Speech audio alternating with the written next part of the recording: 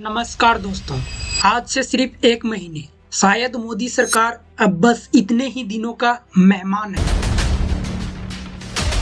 क्योंकि बिहार का एक चुनाव पूरे दिल्ली का पावर गेम पलट सकता है। अगर यह सच हुआ तो मोदी जी ये करते हुए नजर आएंगे। अरे हम तो फकीर आदमी हैं, झोला लेके चल पड़ेंगे। तो चलिए इस पूरे पॉलिटिकल बैटल को डिटेल में ब्रेक डाउन करते हैं। 19 अप्रैल 2024 से लोकसभा चुनाव शुरू हुए। Coming to the general elections to the Lok Sabha. पिछले 10 सालों से लगातार मोदी गवर्नमेंट सत्ता में थी। इस बार उनका नारा था, लेकिन क्या यह नारा सिर्फ जनता को इन्फ्लुएंस करने के लिए था या सच में उन्हें इतना कॉन्फिडेंस था? क्योंकि यही समय था जब गोदी मीडिया हर तरफ बिके हुए एग्जिट पोल दिखा रही थी। हर चैनल पे बस यही चलता रहा। लेकिन 4 जून 2024 को पूरा गेम चेंज हो गया। कितना हुआ? 240। बीजेपी को मिली सिर्फ 240 सीटें, कांग्रेस ने ली 99 सीट्स, यानी किसी को भी फुल मेजोरिटी नहीं मिली। अब बस सबसे बड़ा सवाल यही था, सरकार कौन बनाएगा? और यहीं से ही शुरू हुई असली पॉलिटिक्स। छोटी छोटी पार्टियों को बड़े बड़े ऑफर्स मिलने लगे। पहले नीतीश कुमार बीजेपी के साथ आए अपने 12 सीट लेकर, फिर चंद्रबाबू नायडू भी 16 सीट के साथ एनडीए में जुड़ गए। छोटी पार्टियां भी साथ आईं और इन सब के नंबर जोड़कर एनडीए का टोटल हो गया 293 सीट्स। और तीसरी बार नरेंद्र मोदी बन गए प्राइम मिनिस्टर ऑफ इंडिया। मैं नरेंद्र दामोदर दास मोदी। लेकिन यहाँ असली ट्विस्ट था। पहली 2 बार बीजेपी अकेले फुल मेजोरिटी लेकर आई थी। इस बार गवर्नमेंट बनी भी तो कोलिशन की, मतलब रिस्क पर खड़ी हुई सरकार जो फ्यूचर में कभी भी गिर सकती थी। अब सवाल यही है, क्या सच में रिस्क इतना बड़ा है कि कोलिशन की सरकार कभी भी गिर सकती है? असल गेम तो बिहार है, जहां 2025 के नवंबर में बिहार विधानसभा चुनाव होने वाले हैं। यहीं से ही सेंट्रल गवर्नमेंट का फ्यूचर डिसाइड होगा। बिहार में टोटल 243 सीट है। करेंटली अभी एनडीए की सरकार है। बीजेपी, जेडीयू, एचएएम और वीआईपी पार्टीज मिलकर एनडीए के पास कुल 125 सीट है।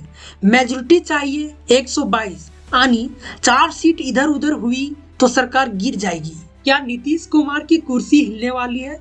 अगर बिहार की सरकार गिरी तो दिल्ली की सरकार कैसे हिलेगी? 2020 में तेजस्वी यादव की पार्टी आरजेडी ने 75 सीटें जीती थी। उनके साथ था राहुल गांधी की कांग्रेस पार्टी और कुछ छोटे दल, कुल मिलाकर 110 सीट, मेजोरिटी से सिर्फ 12 सीट दूर।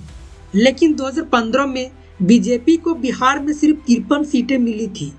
फिर 2020 में आते आते मोदी वेव ने हवा बदल दी और बीजेपी सीधा 74 पर पहुंच गई।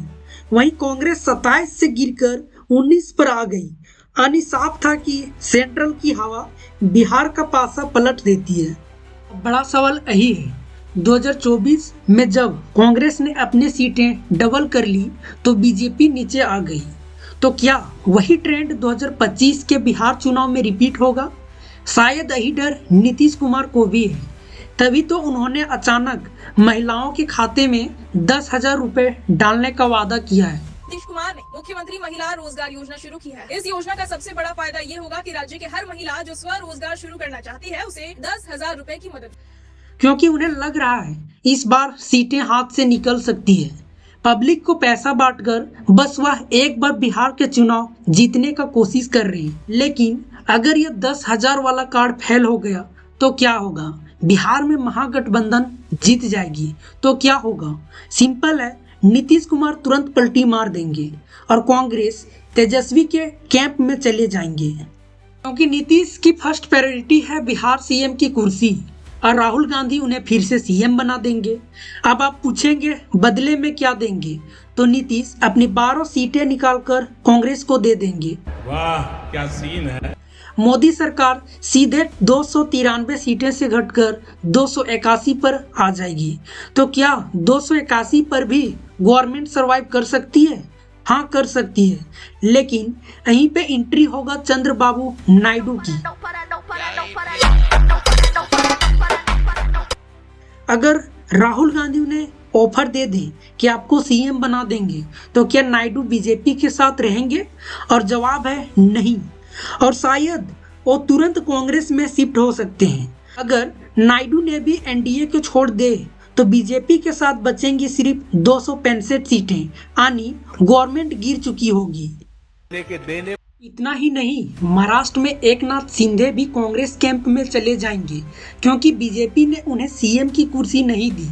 कांग्रेस उनको महाराष्ट्र का सीएम बना सकती है, क्योंकि उनके पास भी 7 सीट है। अब फाइनल इक्वेशन देखिए, बीजेपी बचेंगे सिर्फ 258 सीट पर और इंडिया अलायंस क्रॉस कर जाएगी बीजेपी को, यानी पावर शिफ्ट हो जाएगा इंडिया अलायंस के पास। मजा आया। लेकिन असली मास्टर स्ट्रोक तो यहाँ है, पीएम फिर राहुल गांधी नहीं बनेंगे।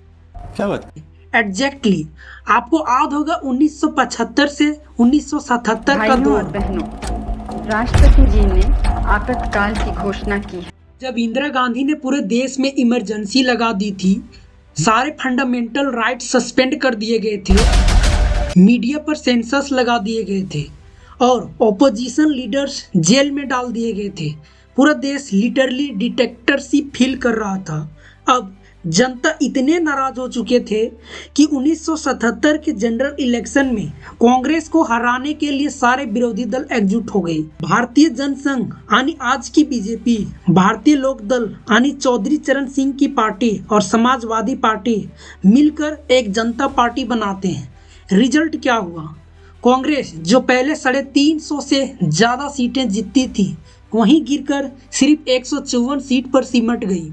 जनता पार्टी ने मिलकर 295 सीट्स जीती और पहली बार देश में कांग्रेस के अलावा एक नई सरकार बनी। प्राइम मिनिस्टर चुने गए मोरारजी देसाई। ईश्वर की शपथ लेता हूँ कि जो विषय संघ के मंत्री के रूप में और भारत के पहले नॉन कांग्रेस पीएम बने। लेकिन यह कोलिशन भी ज्यादा दिन तक टिक नहीं पाया। 1969 आते आते क्रैक्स दिखने लगे। लोक दल के लीडर चौधरी चरण सिंह लगातार मांग कर रहे थे, हमें और मिनिस्ट्री चाहिए, हमें ज़्यादा पावर चाहिए, लेकिन बीजेपी ने साफ मना कर दिया और फिर चरण सिंह सीधा कांग्रेस से डील कर लेते हैं। इंदिरा गांधी उनसे वादा करती हैं कि अगर वह जनता पार्टी को छोड़ दे तो उन्हें पीएम बना दिया जाएगा, और फिर वही हुआ। 19 जुलाई 1969 को मोरारजी देसाई रिजाइन कर देते हैं। 29 जुलाई 1969 को चरण सिंह शपथ लेते हैं और भारत के प्रधानमंत्री बन जाते हैं। चरण सिंह के पास खुद की सिर्फ 60 सीटें थी, कांग्रेस के पास 154, लेकिन फिर भी भारत का प्रधानमंत्री वही इंसान बन गया जिसकी ताकत सिर्फ एक छोटे रीजनल दल तक सीमित थी। ये था कांग्रेस का असली पॉलिटिकल चाल। तो क्या 2025 में भी वही रिपीट होगा? क्या राहुल गांधी भी यही गेम प्ले कर सकते हैं? कांग्रेस के पास इस बार सिर्फ 99 सीट्स हैं, लेकिन अगर बिहार का इलेक्शन पलट गया, नीतीश कुमार एनडीए से निकलकर इंडिया अलायंस में चले गए और चंद्रबाबू नायडू को राहुल गांधी ने पीएम बनाने का ऑफर दे दिया, तो क्या हिस्ट्री खुद को दोहराएगी? क्योंकि चंद्रबाबू नायडू की पार्टी टीडीपी के पास आज 16 सीटें हैं, नीतीश कुमार के पास 12 सीट। अगर यह दोनों एनडीए से निकलकर कांग्रेस के साथ जुड़ गए तो बीजेपी सरकार सीधा कोलैप्स कर जाएगी और फिर वही होगा जो 1969 में हुआ था। कांग्रेस अपने खुद के पीएम को नहीं बनाएगी, बल्कि किसी रीजनल लीडर को आगे कर देगी ताकि पावर इनडायरेक्टली उनके हाथ में रहे। तो बड़ा सवाल यही है, क्या 2025 में फिर से देश को मिलेगा एक नया पीएम जिसकी अपनी पार्टी के पास सिर्फ 15 से 20 सीटें हो? क्या चंद्रबाबू नायडू 21वीं सदी के चरण सिंह बन सकते हैं? और क्या मोदी गवर्नमेंट नवंबर 2025 तक टिक पाएगी? तो आपको क्या लगता है, क्या सच में बिहार का चुनाव पूरे देश की डायरेक्शन बदल देगा? क्या 2025 में हिस्ट्री खुद को दोहराने वाली है? आपको क्या लगता है? कमेंट में जरूर बताना। धन्यवाद।